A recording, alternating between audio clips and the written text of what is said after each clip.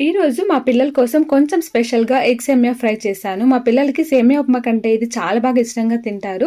బ్రేక్‌ఫాస్ట్‌లోకి గానీ, ఒకసారి లంచ్ బాక్స్‌లోకి, డిన్నర్‌లోకి ఇది పర్ఫెక్ట్ కాంబినేషన్ అనమాట.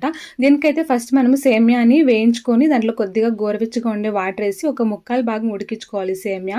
తర్వాత దాంట్లో ఉండే నీళ్ళన్నీ వంపేసుకొని కొన్ని చన్నీళ్ళు పోయాలనమాట. చన్నీళ్ళు వేయడం వల్ల సేమియా ముద్దు ముద్దు కాకుండా పొడి పొడిగా ఉంటది. ఇప్పుడు అదే ప్యాన్‌లోకి కొంచెం ఆయిల్ ఏసి ఒక 5 ఎగ్స్ కొట్టేసుకొని కాస్త ఫ్రై అయినంక టేస్ట్ కోసం అయితే కొంచెం లైట్‌గా కారం పొడి, తర్వాత సాల్ట్, పెప్పర్ పొడి ఏసి ఫ్రై చేసుకొని పక్కన పెట్టుకొని, మళ్ళీ అదే ప్యాన్‌లోకి ఇంకొంచెం ఆయిల్ చాప్ చేసుకోండి. గార్లిక్, ఎర్రగడ్డలు, పచ్చిమిరపకాయలు, తర్వాత కట్ చేసి పెట్టుకోండి క్యాప్సికమ్ వేసుకోవాలి. నేనైతే ఇక్కడ గ్రీన్, యెల్లో క్యాప్సికమ్ వేశాను.